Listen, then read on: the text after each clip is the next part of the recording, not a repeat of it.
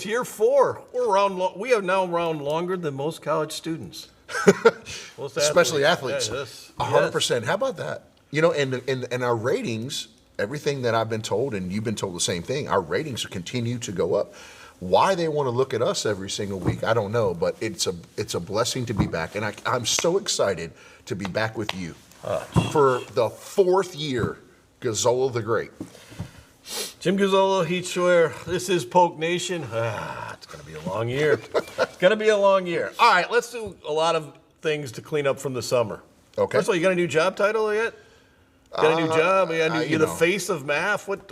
Every time you turn around, you're somewhere else. You got MAF. Now you're on 2 committees nationally. Yeah, busy guy. I'm a busy guy. Well, who wants you? I don't know. It's the craziest thing ever. But do you got time for all this? I'll figure it out. Yeah, I mean, I don't sleep a lot. I'd enjoy being busy, you know. So, but it's not to be funny, but it's a lot. But it's also an opportunity, right? It's an opportunity to continue to advance the institution, advance Southwest Louisiana. I love McNeese. I love Southwest Louisiana, and it's also gives us an opportunity to have a voice on the national stage. On a national stage and sit at the table. Like, okay, what are the 2 jobs? Division I Council and the Men's Basketball Oversight Committee. So, obviously, the Division I Council looks at all the rules and sets all the rules and regulations, et cetera, for the next decade. In the Men's Basketball Oversight Committee, there's only 18 members of that committee across the country. There's conference commissioners, there's athletic directors, there's 2 basketball coaches, but in that committee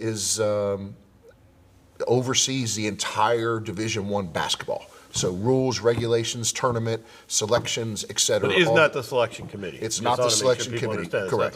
That's right. So that's okay. So also now you have a new job on campus. Essentially, you're the leader of MAF, I guess. Correct. So they call you the face of MAF, but that's a little scary. When Dr. Roos and I started MAF, he was the executive vice president of the foundation. He's moved on to the presidency, and we've just gotten away, and we eliminated that position, and I've just accepted more responsibility in that role. And you immediately come out of the box and sign a $2.5 million deal with Memorial Health. Yes. With that in mind, also you are now allowed to do sponsorships on fields and all these other things. You have a press box to sell.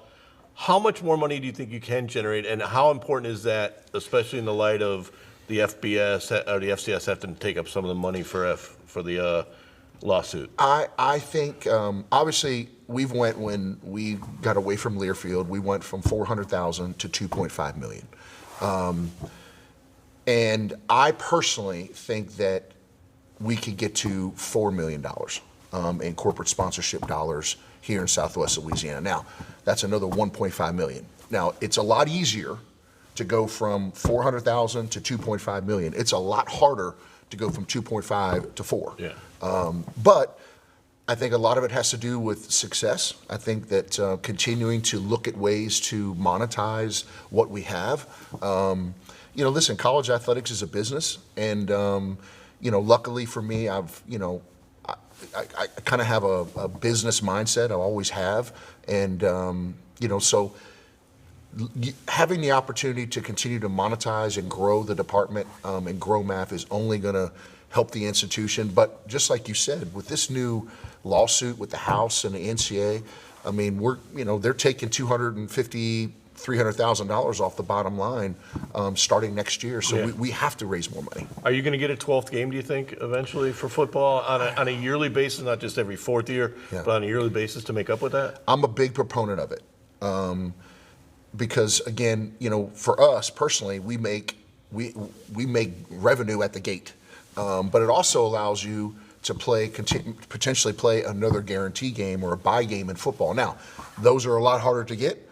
A lot harder to get, but it gives you those opportunities, and so I'm all for the 12th game.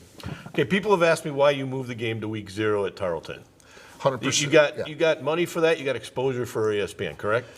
Right. So the biggest thing is exposure, right? I mean, how do you turn down an opportunity to be on ESPN2 and be one of 4 games to kick off college football season? You just cannot pay for that type of advertising. And athletics is not only the front porch of the institution, it's the marketing wheel of the university.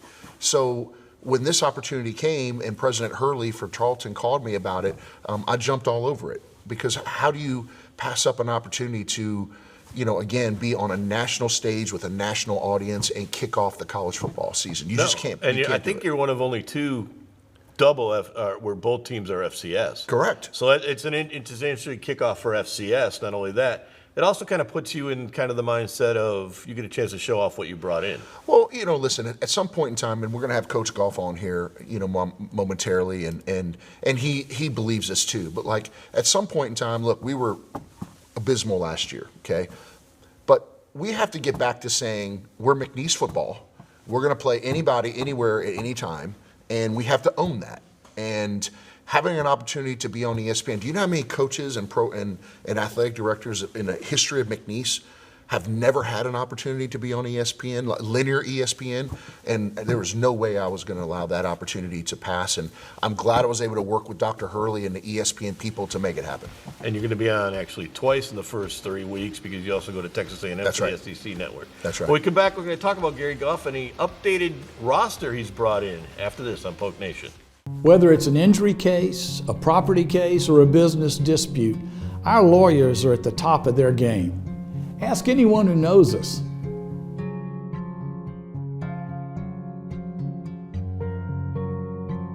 At Veron Bice, we don't enter popularity contests. The only ratings we care about are the verdicts we've obtained for our clients. Ask anyone who knows us.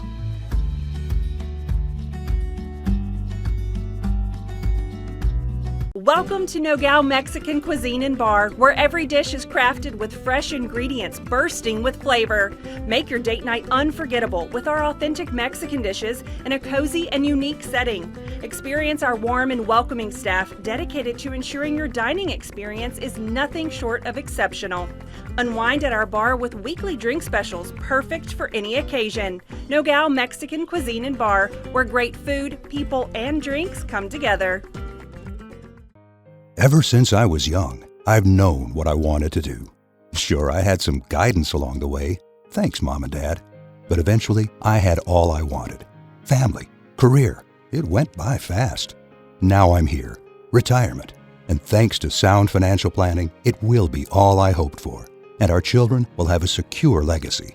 For me, retirement is the next great chapter in my life. Ferdinandson Financial Group. Let us help you make a plan. If you're frustrated with your bank and feel like this when you leave, make the move to Lakeside Bank. Voted best bank in the People's Choice of Southwest Louisiana. At Lakeside, the sun is shining, we have the best personal banking, and our customers are always smiling. Find your way to a brighter financial future. Bank happy. Bank Lakeside. Welcome back to Poke Nation. Coach Goff, welcome back, my friend. Good to be here. That time of year. It's that time of year. Man's got a birthday. You didn't bring him a cake or anything? Okay, well, first of all, I was going to say happy birthday, Coach. Thank you. Appreciate it. 51, don't look a day over 35. 39. Okay, all right, I'll take that. It's crazy how fast it goes, huh? Unreal. I'm 52. Unreal. It just goes so fast. Oh, yeah, the kids out of the house now. It's just, we're lost. I don't know what's going on here. Well, listen, let's kind of jump right into it. Obviously, going into year 3, how do you feel about the roster? Obviously, everyone's talking about the recruiting class, which I think has been obviously well documented, but it's really good. I think our talent level's better, but this is also your 3rd year, so you kind of know the league, et cetera. How do you feel going into the camp? I feel good. We have more talent than we've ever had on the roster. We know that. And not just the guys we've brought in, but our freshmen from a year ago, our redshirt freshmen from a year ago. Now they're a year older. They got playing experience. They're bigger and stronger. They had a good offseason. So we're extremely excited as a coaching staff and the team. The team, notices what we brought in and who we brought in and competition makes everybody better, right? So it's been a great off season. It seems like an eternity, and we're so excited about the season's finally here. Camp's about to start. So you can have all the talent in the world, but you got to put all the pieces together. Sure. And I think the guys have taken a step in the right direction. They're getting along. There's friendly competition. We've been tough on them, and got to continue doing that. But we're excited. I think we're right where we need to be right now. So, and before we jump more into that, something happened this past week that I think is one of the best days for McNeese athletics, and it's called Victory Day. It's something you brought here. I don't want to steal your thunder, but it's an unbelievable deal for families and kids with disabilities in our community. Talk a little bit about it. Yeah, I've done this at my previous schools, and there's a company out there, Victory Day, and they kind of helped set this up. But basically, long story short, it's basically for people with disabilities that can come take part in a camp, a football camp, be around the football players, score touchdowns, have their name called on the PA system, see the cheerleaders cheer, and then they get to put on equipment and go through some drills. And the best part about it is you're seeing these individuals have so much joy and excitement in it. And I think half of it's just being around the players. And it's really powerful for our players because, I think human nature, we all want to feel like at times, oh my gosh, poor me, and I'm hurting, camp's long, I'm tired. But, when you make a difference in somebody's day like that, it just changes your perspective completely. So it's very powerful, not only for our players, but for these children and adults participate, their families, to see them have such joy and excitement. It's a special day, and really it's not hard for us to do, and it kind of gives the message to our program, our kids, that hey, always give back. You're supposed to give back. That's what it's all about, and they really enjoy it. That's awesome. All right, so let's get into the roster a little bit. 20 FBS transfers, which is a high for FCS. That's not normal anymore? Not 20. Not 20. You look at the league, I think the conference itself averaged 6 or 7. Gotcha. So were you conscious of going after the FBS? Because you also did a lot of junior college. Yeah. So you were very, it seems, conscious of going after players with game or big-time experience. Well, I mean, I don't know if we were just stuck in that mode. We wanted to bring good players to the roster and people with some experience, So, I think, we were, again, we talked about this so much, but you can't back up a very young signing class with another very young signing class. I mean, going from just a couple of seniors a year ago to us having 20 now, that's a big difference in all aspects, right? Leadership and talent and experience, confidence. So, it's weird how that maybe worked out, but it's not like as a staff we're sitting there, hey, we're only interested in FBS players. That wasn't the case. We wanted the best players we possibly could get and players with experience. And not all of them have a ton of experience. Some of them have a ton of experience, but Steven Johnson, for instance, there's a young man that he was there at Auburn for a year and was behind some guys that are probably going to get drafted. I think Steven will one day, but he's going to be a redshirt freshman, So it was a mixture of all those things, but and I've said this before. In a perfect world, I'd love to have half the class be high school, half the class be transfers, but we could not back up a freshman-heavy team with another freshman class, and I think you're going to see that at a lot of different programs throughout these next recruiting classes, that you can only sign what you've lost in seniors or people that have transferred. So you're going to have maybe a small freshman class one year or a huge freshman class, and then have a lot of transfers the following year. It's just going to be kind of back and forth. We're GMs now, right? Yeah. I don't know if we're coaches anymore. We're general managers. Yeah, that's true. Yeah. With the change of that is it important for you to get kind of a pipeline for FBS kids to know they can come here? Is that almost like a secondary pipeline to high schools? Yeah, I mean it's nice to have, but I don't know if these young men are thinking that way anymore. When they decide to leave somewhere and get in the portal, hey, they're like everybody else. All right, where are we going to go? Where can I play right now? Who's got the best NIL deals? I mean, it's a whole new landscape that's continuing to change, even as we sit here. But I think the transfers we got. Here's what I'm excited about. I think they're very talented. I think they've got a chip on their shoulder. They've got something to prove too, and they fit us. They fit us as far as their character. I mean, it's very hard to vet out sometimes transfers, right? Because the previous school is going to tell you great things about them because they need them to land somewhere, right? for So we did a really good job of using our connections, talking to the high schools, the counselors. Obviously, you still talk to the school they're transferring from, but try to get as much information about them as you possibly can, and then make an educated decision. Yeah, they got a lot of talent, and I like their attitude and work ethic. Now, I'll tell you, we did talk to some that their first conversation is, okay, what can you do for me? Had their hand out. It's probably not going to work, So it's a revolving recruiting process that is not going to stop anytime. There's no such thing as a recruiting season anymore. It is year round now, for sure. and I do think it's constantly changing and evolving.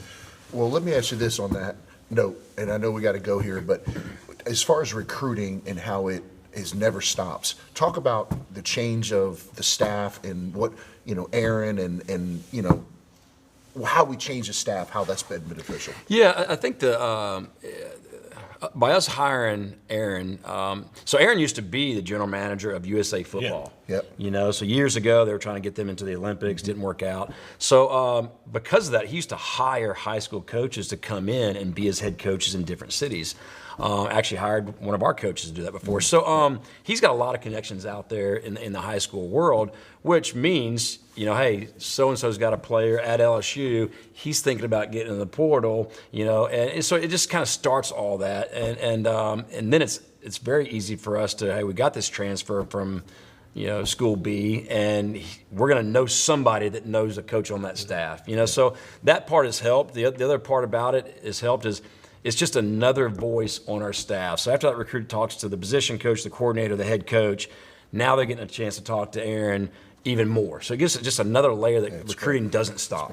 It also keeps a guy that is always talking to them, so you get to actually coach. Well, exactly right. Well, yeah, once right. camp starts and the season starts, we're locked into X's and O's, but now we have somebody who can continue to stay on them. Absolutely. When we come back with Gary Goff, we're going to talk specifically about this season and the roster after this. Whether it's an injury case, a property case, or a business dispute, our lawyers are at the top of their game. Ask anyone who knows us.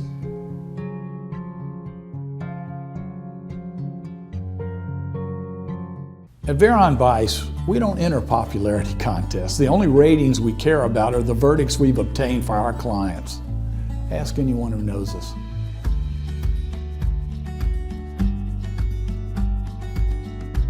Welcome to Nogales Mexican Cuisine and Bar, where every dish is crafted with fresh ingredients bursting with flavor. Make your date night unforgettable with our authentic Mexican dishes in a cozy and unique setting. Experience our warm and welcoming staff dedicated to ensuring your dining experience is nothing short of exceptional. Unwind at our bar with weekly drink specials perfect for any occasion. Nogales Mexican Cuisine and Bar, where great food, people, and drinks come together. Ever since I was young, I've known what I wanted to do.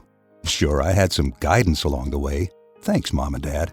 But eventually, I had all I wanted. Family, career. It went by fast. Now I'm here. Retirement. And thanks to sound financial planning, it will be all I hoped for. And our children will have a secure legacy. For me, retirement is the next great chapter in my life. Ferdinandson Financial Group. Let us help you make a plan.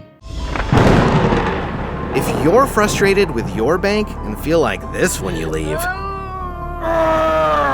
make the move to Lakeside Bank. Voted best bank in the People's Choice of Southwest Louisiana. At Lakeside, the sun is shining, we have the best personal banking, and our customers are always smiling. Find your way to a brighter financial future. Bank happy. Bank Lakeside. We're back with Gary Goff, McNeese State football coach. Camp opening up soon after this. It's your birthday today as we tape. A lot of things happening for you. And no cake from the guy. So the question about everyone. It's 11 in the morning. Right. I mean, So okay, sorry. Not everyone eats cake at 11 in the morning. I think But I'm okay. trying to make a statement. I don't make. You start with everybody wants to talk quarterback. Sure. So let's start at the quarterback. But the backfield in general, Yeah. as two of the higher rated kids ever in the history of the Southern Conference coming out of high school, in Clifton McDowell and Candidate. One thing about it is, how did you guys get that? Because your record wasn't good last year. Right. But these kids came here for 1 year in McDowell's coming off a national title game. How do you sell him on that? Well, it was a long, hard sell, I can tell you that. And it really wasn't. When we recruit, I sell who we are, what McNeese is, and the vision that we all have, and the expectations. And, when all that aligns, it's not, we hope and we think we can, it's going to happen, right? And so Cliff, he obviously very talented. He was 11-2 last year as a starter. He made a mistake. If he was sitting right here, he'd tell you, I made a mistake when I got in the portal. And that's going to happen because, of the portal, right? So, he said, Coach, look, I love everything about McNeese. He goes, but here's why I'm really excited about playing there. He goes, I looked at your offensive line, and you've got more seniors there at the offensive line position than we had at Montana, and they're huge. He goes, and I really love the fact that, you've had a quarterback like me before. And so when he started talking those lines, I said, here's the deal. We don't want you. We need you. There's a lot of other schools that might want you. Yeah. I go, but you can come here and make a difference. You can come here and help a program get off the mat and return them back to prominence again.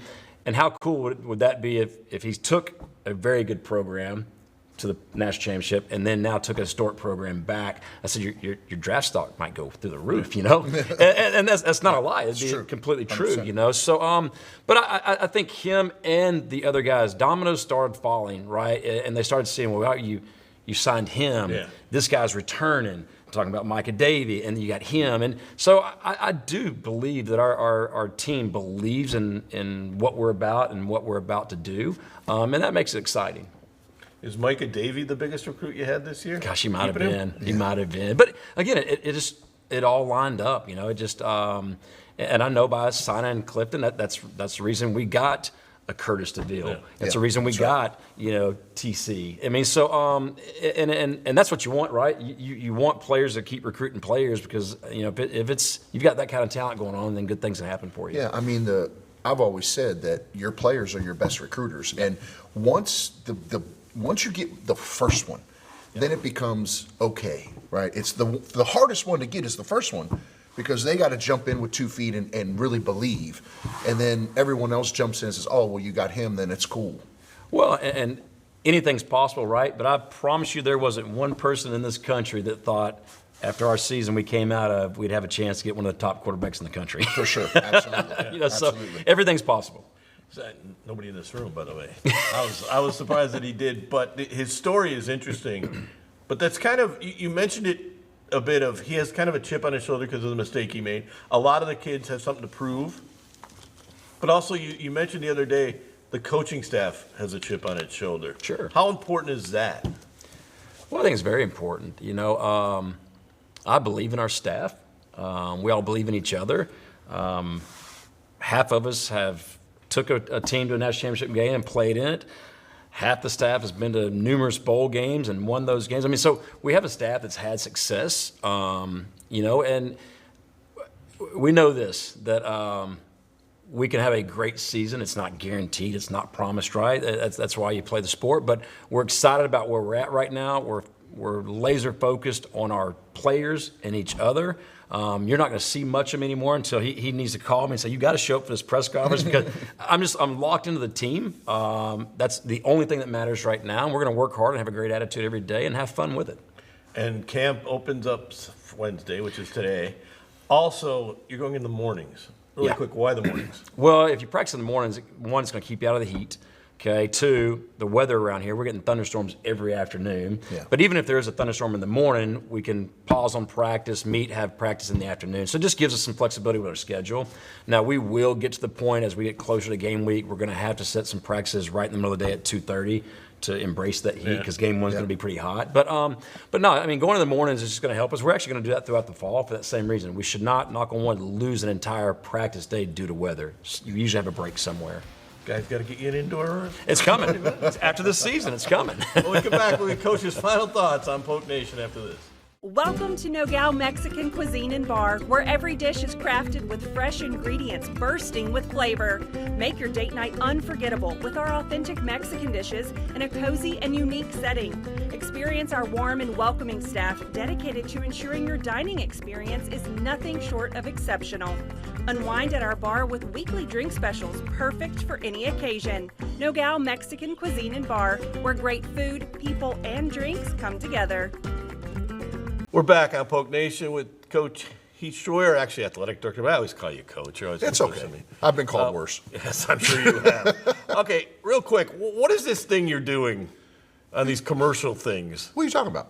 You're now doing commercials for McNeese every week. I'm seeing you on the internet. Well, it's an opportunity. Do the people have to get this much, Heath Schroyer?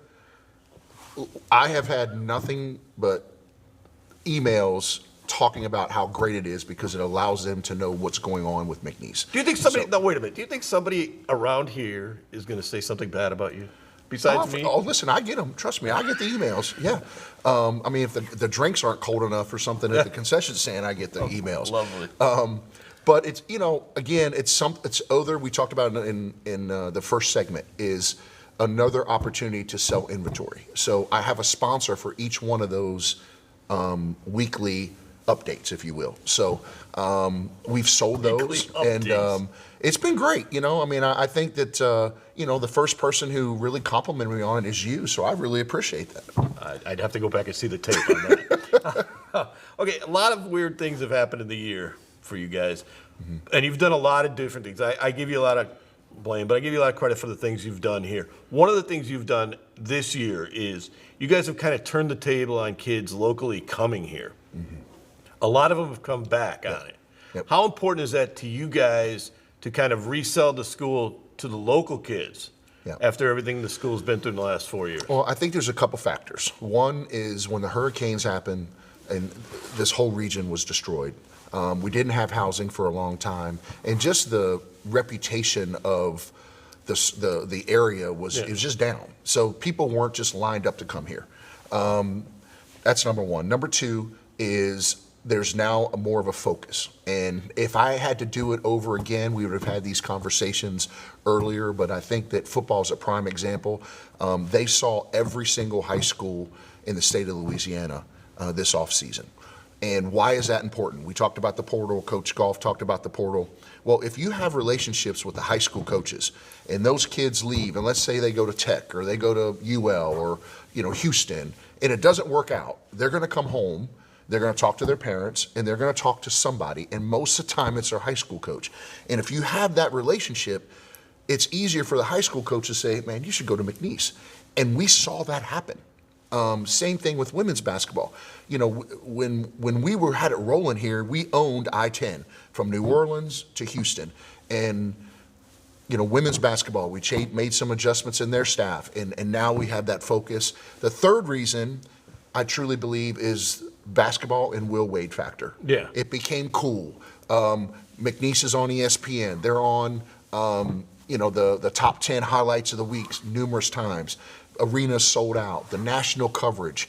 And all of a sudden there was just a buzz, and I think all that momentum and then strategically having those things in place is the three reasons. Yeah, the Will Wade factor is real for sure. Okay, this year, what are you going to do? Are we still going to have the bands on Friday nights? We still going to have those parties?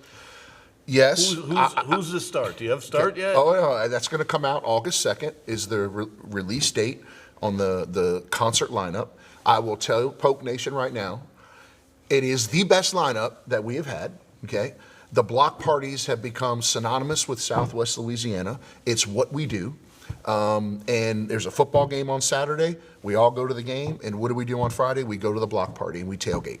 That's what Southwest Louisiana does. That's what we're about. And I'm excited to bring it back. And this lineup is off the charts. There's the salesman in him. Always ends with the sales pitch.